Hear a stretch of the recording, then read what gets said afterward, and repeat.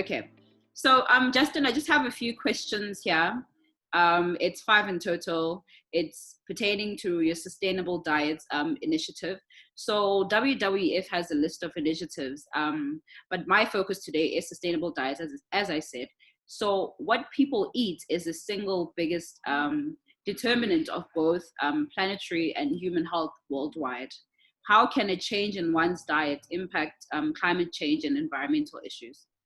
Look, Tula, as you said, I think a lot of people are surprised when they find out that the food system is the biggest cause of biodiversity loss across the world. You kind of have this vision of big factories and mines and chemicals, and those all have negative impacts. But yeah, the food system is the biggest single cause of the 2/3 of biodiversity we've lost across the world in the last 50 years. Mm. And that's a pretty scary stat. And I guess it can feel a bit overwhelming when people do talk about these big concepts like climate change and biodiversity. But the fact that we can relate it back to what's on our plate hopefully brings it into context for people at an individual level as well. Mm. In the South African side, we have this incredible mix of kind of social and environmental challenges that we're all trying to deal with. And the food system's pretty central to that. We've got a lot of South Africans who are food insecure on a daily basis. Yeah. We've got big issues around both obesity and malnutrition, sometimes even in the same household. And we know that non-communicable diseases related to food and diet are now the biggest killers of people across the world.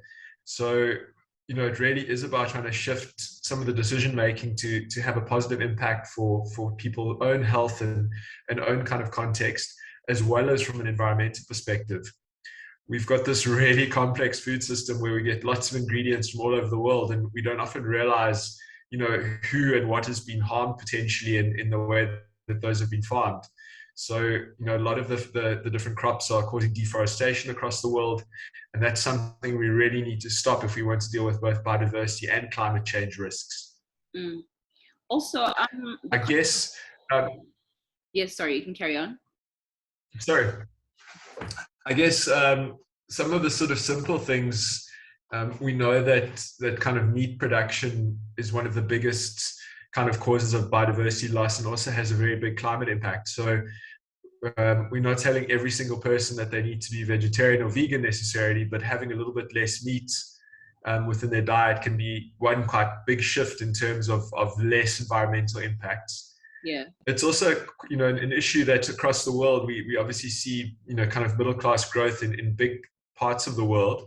And as that middle class growth happens, people want to eat more meat, but that there is only a kind of finite amount of land on our planet to grow food and develop enough food for our current and future populations. Mm-hmm. So it's almost a case where, more kind of developed countries and more developed consumers need to start taking some shifts to reduce their own kind of consumption and make room for other people to also have access to food resources. It's not a very popular concept. I think we all kind of want what we want when we want. Absolutely. But it's the only way we're going to live within the kind of planetary limits that we have. Yeah, that's true. Also, the cost of living continues to rise, and food is expensive, and maintaining a healthy diet can be a bit of a dilemma. Is there an alternative? Yeah, that's a really tricky one, because I think people then do kind of turn off into really processed foods, which they might feel are cheaper and easier to access, because we have these kind of complex, again, global food systems, and a conflict in the Ukraine affects food prices across the world in ways that we don't always think about or imagine. A drought in a production part of the world can have impacts for the rest of the planet as well. So if you can find local fruit and vegetables, that's often a really kind of good place to start, and sometimes not the most expensive food that people think. Buying a bag of apples is cheaper than buying a 2-liter Coke sometimes, and can go a lot further in terms of sort of the choices that you make. So there are ways of doing this. Looking at supporting smallholder farmers and kind of local produce is very possible in South Africa. So hopefully that's one of the shifts we can make. And then I think just the idea of kind of dietary diversification. I know that's very tricky when you've got a limited budget, but trying to eat a few different kinds of food groups different types of grains. So it's not always kind of just rice or pasta or pap that maybe is the sort of filler. Yeah. Maybe try and shift just one or two choices in the course of a week. It can help you from a health perspective as well.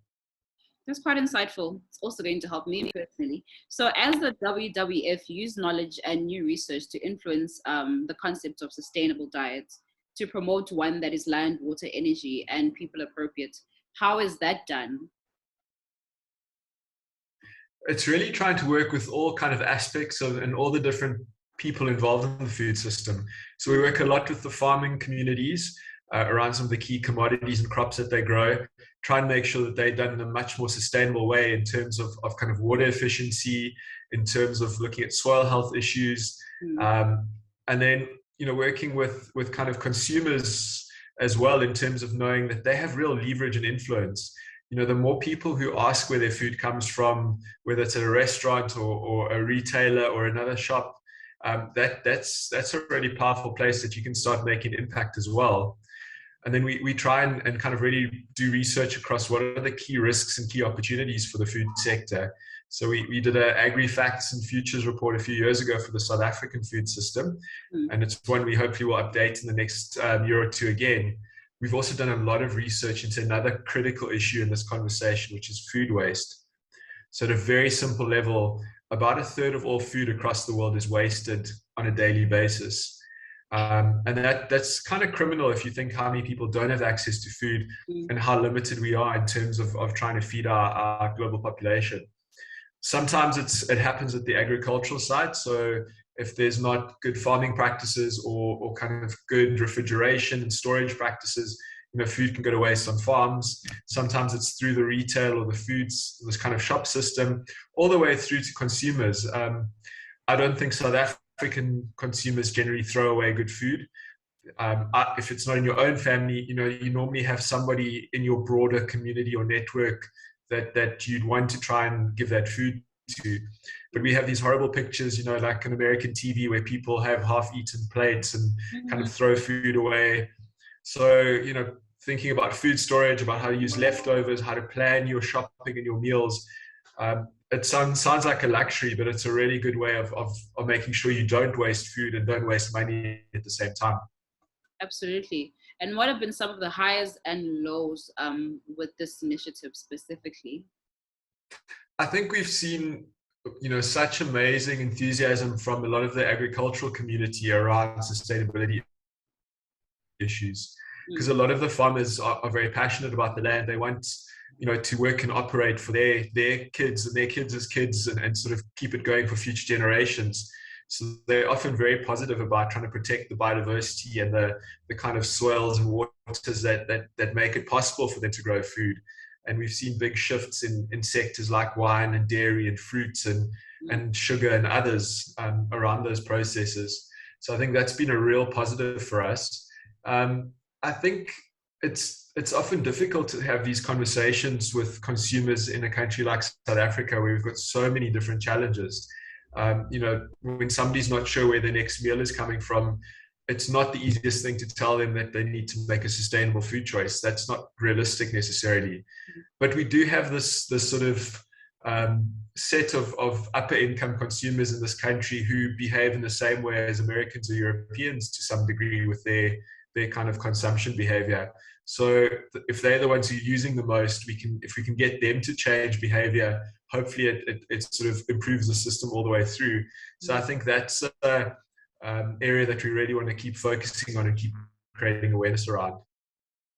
Oh, great. Great work, Justin. Thank you so much, actually.